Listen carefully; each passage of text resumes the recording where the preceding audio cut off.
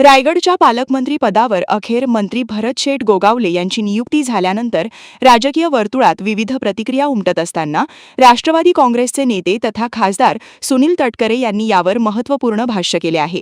रायगडला पालकमंत्री नव्हते म्हणून जिल्ह्याचा विकास थांबला नव्हता, विकासाची कामे सुरूच होती असे तटकरे यांनी स्पष्ट केले।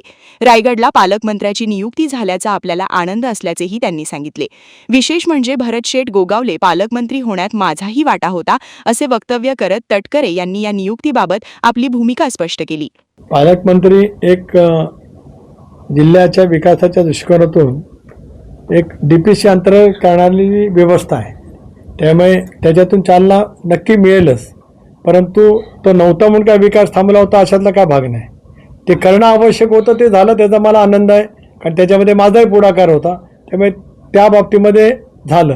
पण एकंदरीत आत्ता जी मी आपल्याला माहिती दिली तो आपल्या लोकसभा मतदारसंघाचा विकासाचा सगळाच आराखडा आपल्यासमोर ठेवला।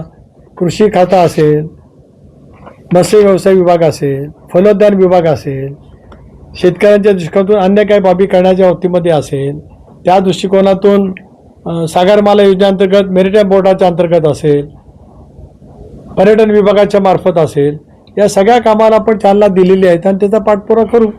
अधिक गतीने कसा विकास करता येईल त्यासाठी सगळ्यांचे प्रयत्न राहतील।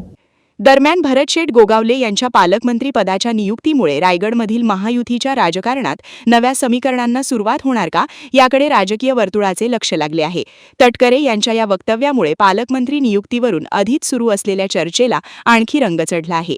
लोकशक्ती लाईव्हसाठी धम्मशील सावंत, सुधागड। अशाच सच्चाई दर्शवणाऱ्या बातम्या पाहण्यासाठी लोकशक्ती लाईव्ह न्यूज चॅनलला लाईक करा, शेअर करा आणि सबस्क्राईब करा।